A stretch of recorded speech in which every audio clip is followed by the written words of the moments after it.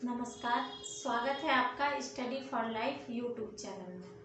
आशा है आप लोग पढ़ रहे होंगे, अपनी तैयारी कर रहे होंगे। बीपीएससी का नोटिफिकेशन आने वाला है 67वीं बीपीएससी के लिए। 15 अगस्त तक नोटिफिकेशन आने की संभावना है और इस आधार पर कहा जा सकता है कि प्री का एग्ज़ाम अक्टूबर में हो सकता है। तो आप उसी आधार पर अपना समय सारणी बना लें, अपना टाइम टेबल निर्धारित कर लें और अपनी तैयारी में जुट जाएं।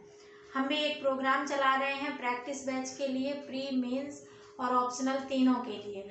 अगर आप इच्छुक हों, अगर आप अपने आप से टाइम मैनेजमेंट नहीं कर पा रहे हैं, पढ़ाई में डिस्टर्ब होता है, तो आपको अगर एक हिम्मत चाहिए, एक ऐसा प्लेटफॉर्म चाहिए जहां से आपकी कंटिन्यूटी बनी रहे, तो आप हमारे साथ भी जुड़ सकते हैं। और अगर आप सेल्फ कर सकते हैं तो सेल्फ करिए, किसी से जुड़ने की कोई आवश्यकता नहीं है।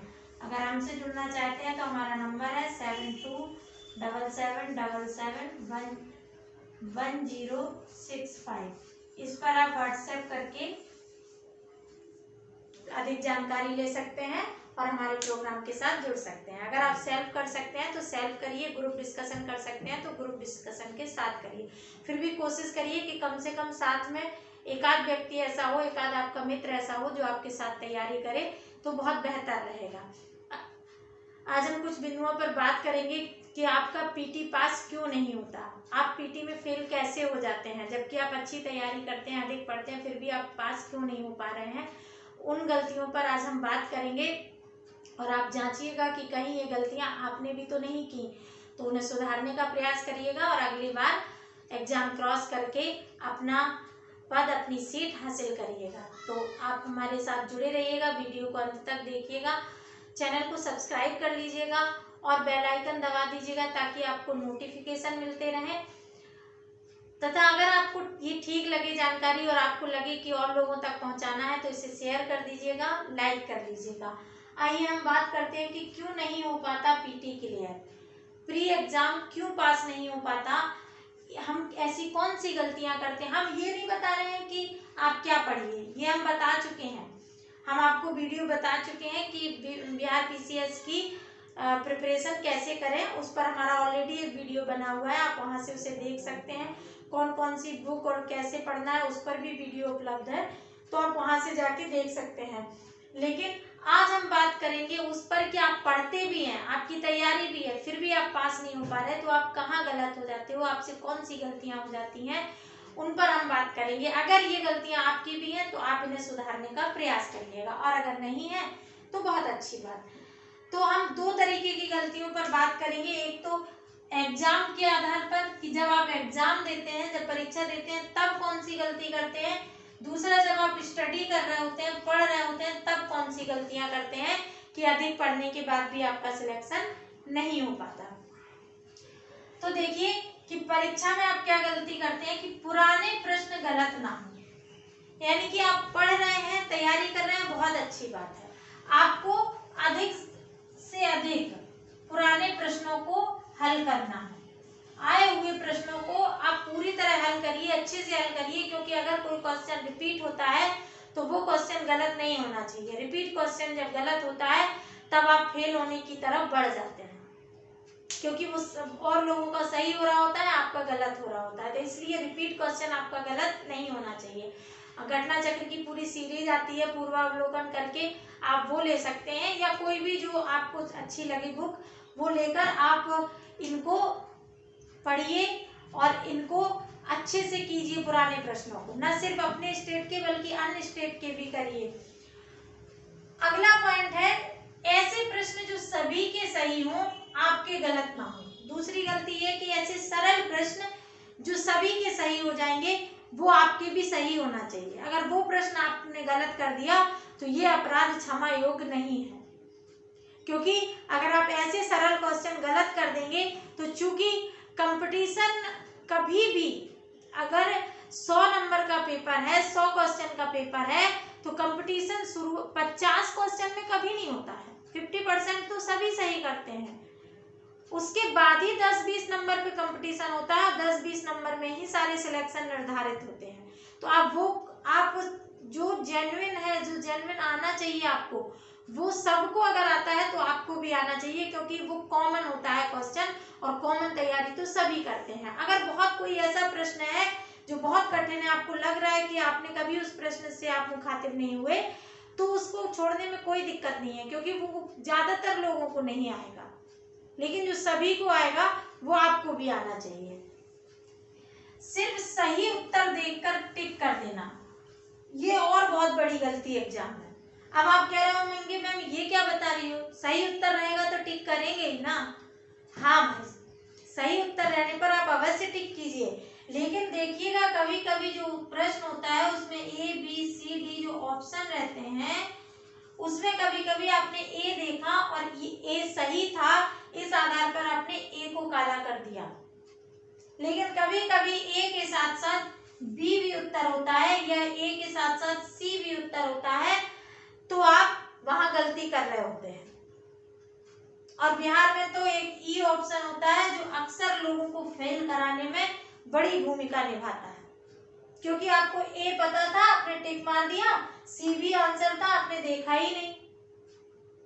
तो आप चारों ऑप्शन ध्यान से देखें, कभी भी एक सही उत्तर मिल जाने पर आप उस पर आंसर ना लगाएं। हो सकता उससे और निकट आंसर दिया हो, उससे और ज्यादा सही आंसर दिया हो, या दो आंसर सही हो, तो आप दो आंसर में ई ऑप्शन को टिक मारिएगा, या यूपी वगैरह में ए प्लस बी करके ए और बी दोनों इस तरह से भी फूट रहते हैं, तो उनको देखकर आंसर लगाइए। कई बार ऐसी गलती हो जाती है, तो ये बहुत ध्यान देना है आपको कि ये गलती आपसे ना हो।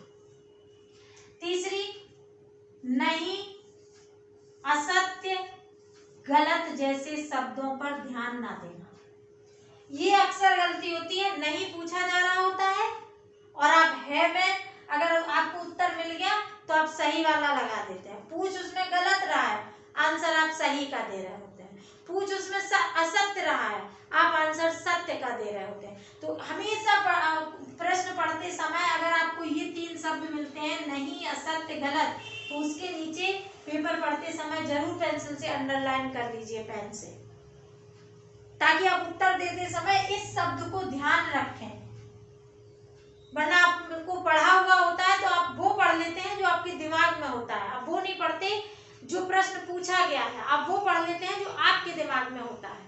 तो अपना दिमाग रिक्त करके चले, जो पेपर में दिया हुआ है उसी को पढ़ें। इसलिए ये शब्द नहीं, असत्य और गलत जैसे शब्दों पर विशेष रूप से ध्यान दें एग्जाम में। ये आपको 1-2 नंबर से जब फेल कराते हैं तो उनमें इनकी बड़ी भूमिका होती है। जब आप 2 नंबर 3 नंबर से फेल होते हैं, इन्हें लोग फिर ह्यूमन एरर कहते हैं, मानव त्रुटियां कहते हैं, मानवीय त्रुटियां कहते हैं। लेकिन हम चाहते हैं कि आप ये मानवीय त्रुटियां ना करें, क्योंकि ये मानवीय त्रुटियां सिर्फ हम अपने आप को समझाने के लिए कहते हैं। गलती तो वास्तव में होती है कि आप प्रश्न को ठीक से पढ़े नहीं। समय ना हो तो अलग बात है, लेकिन अगर पर्याप्त समय है तो आपको जरूर पढ़ना चाहिए। और यूपी जैसे एग्जाम जहाँ पे नेगेटिव मार्किंग है, वहां अगर आप ये गलती कर रहे हैं तो आप बहुत बड़ी गलती कर रहे हैं, क्योंकि आपको माइनस में भी जाना पड़ेगा, आपका नेगेटिव मार्क भी कटेगा इसमें। बिहार में तो नेगेटिव मार्क नहीं कटता, पर यूपी में और आईएएस में नेगेटिव मार्किंग भी है, तो वहां ये और खतरनाक साबित हो जाता है। पर ऐसे जब आते हुए प्रश्न आप सिर्फ इस वजह से गलत करते हैं कि आपने नहीं पढ़ पाया, असत्य नहीं पढ़ पाया, गलत नहीं पढ़ पाया, तो ये आपके लिए बहुत दुर्भाग्यपूर्ण हो जाता है। तो इन बातों पर, इन शब्दों पर विशेष रूप से ध्यान दें और उन्हें पेपर में जैसे ही प्रश्न में देखें उन्हें अंडरलाइन करें। ना आते हुए प्रश्नों पर समय गंवाना। जैसे आपको जो प्रश्न नहीं आ रहे हैं उनको छोड़कर आगे बढ़ जाओ। 150 प्रश्न है, आपको 150 में से 150 नहीं करना है। 120 प्रश्न है तो 120 में से 120 नहीं करना है। 100 प्रश्न है तो 100 में से 100 नहीं सॉल्व करना होता है। तो जो प्रश्न नहीं आ रहे हैं उन पे अधिक समय न गंवाएं, क्योंकि जब उनमें समय बीत जाता है तो आप कहीं ना कहीं आप घबराने लगते हैं कि अब टाइम कम बचा है, हम कैसे मैनेज करें। तो पहले जो प्रश्न आ रहे हैं उनको सॉल्व कर लीजिए, जो नहीं आ रहे हैं उनमें पेंसिल से गोला लगाते चलिए, उन्हें बाद में देख लेना जब समय बचे। जैसे बिहार में मैथ रीजनिंग के 10 प्रश्न आते हैं मैथ के, बहुत सारे स्टूडेंट्स ऐसे हैं जिनका मैथ अच्छा नहीं होता, उन्हें मैथ नहीं आता है। तो इन 10 प्रश्नों में बिल्कुल भी समय न गंवाएं। अगर आपको मैथ नहीं आता है तो इन्हें लास्ट में देखें। 2-1 सॉल्व हुए तो ठीक है, नहीं हुए तो इन 10 पे टिक मार्क करें, तुक्का मारे, कोई भी आंसर लगाएं और इनमें 10 में से कुछ तो सही आपके निकल ही जाएंगे। लेकिन इनमें अगर समय गंवा दिया तो जो आपके सही हो सकते थे वो आपके गलत हो जाएंगे। तो ये गलतियां आप एग्जाम के समय करते हैं, इन्हें मत करें। अब हम देखते हैं कि स्टडी करते समय, पढ़ाई करते समय, अध्ययन करते समय आप कौन सी गलतियां करते हैं, वो भी मत करें।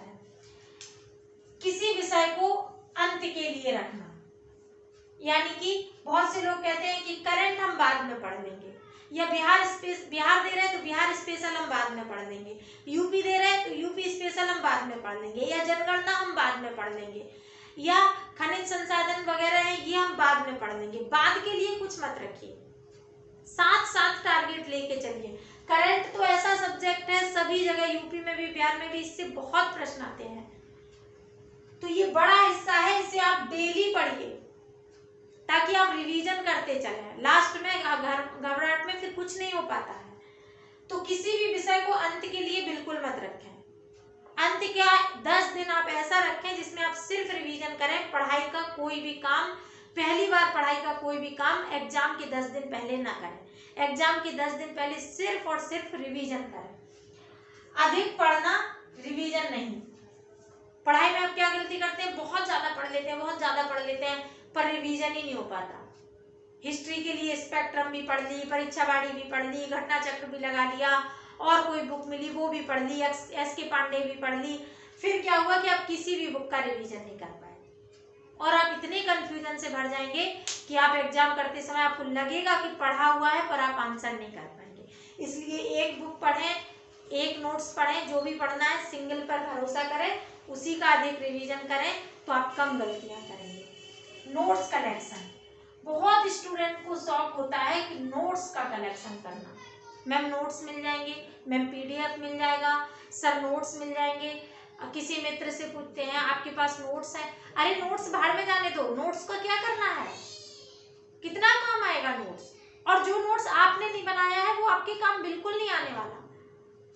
मेंस में तो फिर भी समझ में आता है कि अगर प्रारूप आपको मिल रहा है, एक तरीके से आपको लिखा हुआ मिल रहा है तो आप पढ़ सकते हैं।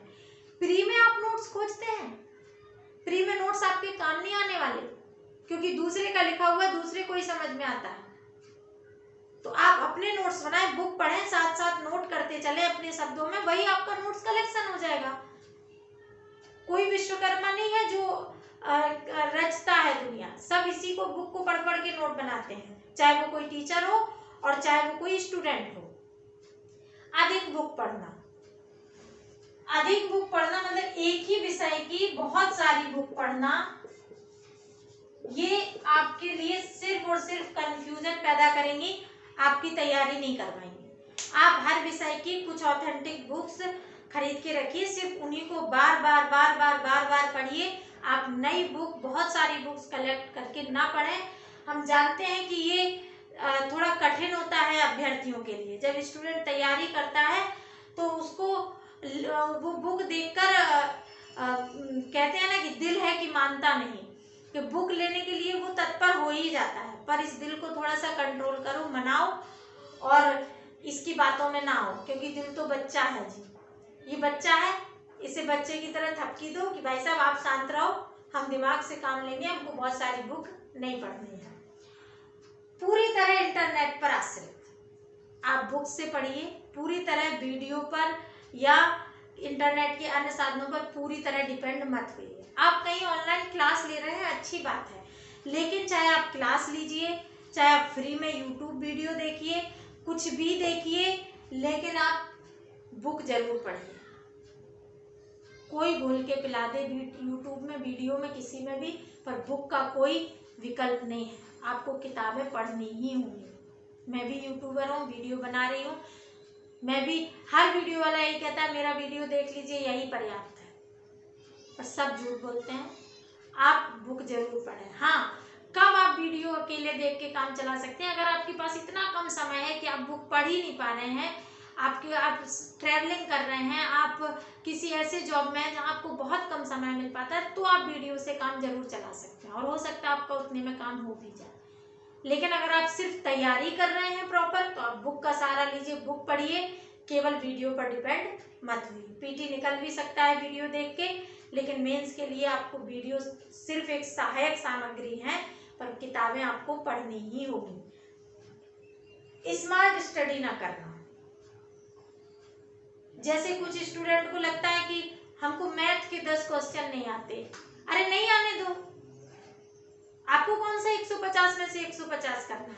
140 क्वेश्चन बचते हैं मैथ के अलावा, उन पर फोकस कीजिए। ऐसे सब्जेक्ट निर्धारित कीजिए जिनसे ज्यादा पूछा जाता है, जैसे करंट हो गया, साइंस का बायोलॉजी वाला पोर्शन हो गया, ज्योग्राफी में इंडियन ज्योग्राफी हो गया, मैप के कुछ पोर्शन हो गए, हिस्ट्री में मॉडर्न इंडिया हो गया। कलेक्टिव पढ़िए पीटी के लिए, मेंस के लिए विस्तार में पढ़िए, पीटी के लिए कलेक्टिव पढ़िए। कम बुक से अच्छा पढ़िए, ज्यादा पढ़िए, रिवीजन करिए, स्मार्ट स्टडी करिए। पास होने की बजाय संपूर्णता हासिल करना। बहुत लोगों को लगता है कि हम ज्ञान हासिल कर लें, और अधिक ज्ञानी बनने के चक्कर में भी वो प्री पास नहीं कर पाते और वो कहते हैं मेंस तो मैम मेरा निकल जाएगा, पर पीटी ही नहीं होता है। तो आप मेंस निकाल लेंगे क्योंकि आप ज्ञानी हो गए हैं, लेकिन पीटी निकलेगा तभी तो आप मेंस तक पहुंचेंगे। तो प्री के लिए स्मार्ट स्टडी करिए, पढ़िए। अगर ये गलतियां आप लोगों ने की हैं या कर रहे हैं तो इन्हें सुधारिए। और हमें लगता है इस वीडियो को देखकर आप अगर इस तरह की गलतियां कर रहे हैं तो इन्हें सुधारने की जरूर कोशिश करेंगे। और हमारा सुझाव आपको कैसा लगा ये कमेंट्स बॉक्स में जरूर बताएं।